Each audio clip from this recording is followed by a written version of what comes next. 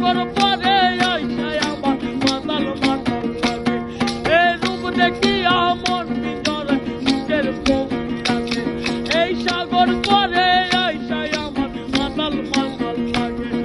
এই রূপ দেখিয়া মন ভিতরে সুখের পঙ্ক্তি লাগে। পাতাম যদি তাইকা যাইতে এই সাগরের পারে, ঝিনুক মালা গাইতা গাদাই দিতাম জীবন সারে। আমার মন বসে না শহরে, ইট পাথরের নগর। আসসালামু আলাইকুম guys, welcome back to the new episode of my regular blog. আশা করি আপনারা অনেক অনেক বেশি ভালো আছেন। আজকে আমরা যাচ্ছি রাজশাহীর মুক্ত মঞ্চ এবং পদ্মা গার্ডেন, এবং আমরা যাচ্ছি রাজশাহীর যে পদ্মার চর আছে সেই পদ্মার চরে যাচ্ছি। আমি এবং আমার রুমমেট ভাই আব্দুল করিম, আমরা দুইজন যাচ্ছি। এই যে দেখেন আবহাওয়াটা কত সুন্দর আছে, এবং আমরা চলে আসলাম সেই মুক্ত মঞ্চে। মুক্ত মঞ্চে দেখছি সবাই মুক্তভাবে ঘুরে বেড়াচ্ছে, কিন্তু মুক্ত মঞ্চে শুনি যে এখানে গান হয়, নাচ গান এগুলো হয়, কই কিছু তো দেখতে পারলাম না। আমরা গেছিলাম বিকেল বেলায়, তাই হয়তো বা মানুষের জন্য ভাই আপনারা যদি সাহায্য সহযোগিতা না করেন, আপনারা যদি আমার পাশে এসে না দেবেন, সহযোগিতা করতে না পারি, যাতে আরো কিছু চলতে পারবো। আমি একজন দৃষ্টি প্রতিবন্ধী মানুষ। সেখানে গান বাজনা দেখতে পারলাম না। একজন দেখছি সাউন্ড বক্স নিয়ে ভিক্ষা করছে, আসলে তিনি মুক্ত মঞ্চে ভিক্ষা শুরু করছে। আরাম ফলের আইসক্রিম, কেমিক্যাল ছাড়া আইসক্রিম খান।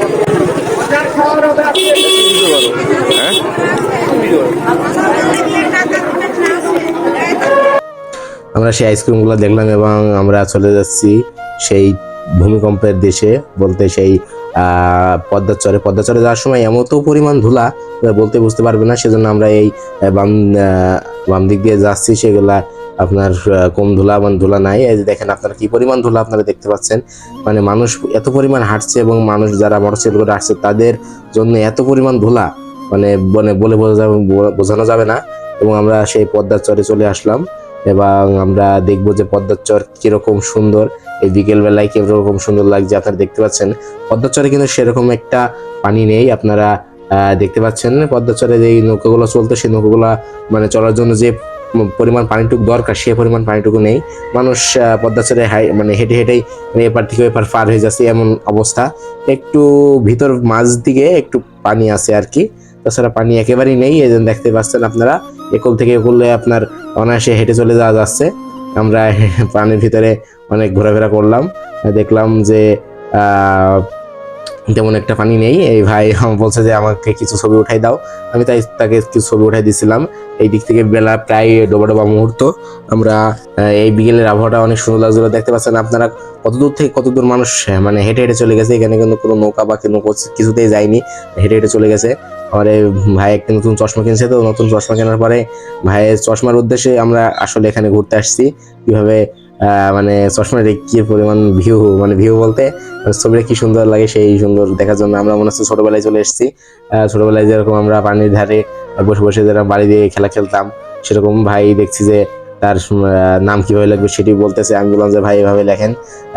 তারপরে সে ভাইয়ের নাম করিম, সে ভাই তাই তার নাম লিখলো যে করিম। আসলে এখানে মানুষ বিকেলের দিকে বেশি দেখা যায়, বিকেলের দিকে মানুষ এখানে বেশি আসে, আর 2টার পর থেকে মানুষ বেশি আসে। জাবির সেই সেই শৈশবে ফিরে গিয়েছে। রাজশাহীতে এসে মনে হচ্ছে সেই তার শৈশব ফিরে পেয়েছে। বাচ্চা ছেলের মতো খেলে দুলে হেলে ঘুরে বেড়াচ্ছে জাবির ইবনে হাইয়ান। আর জাবির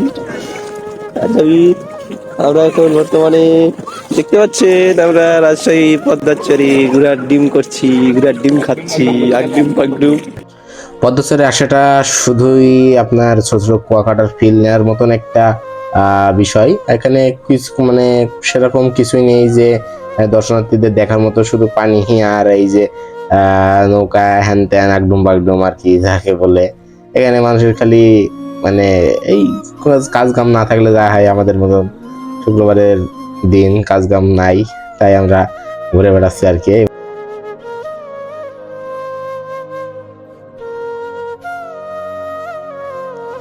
মোর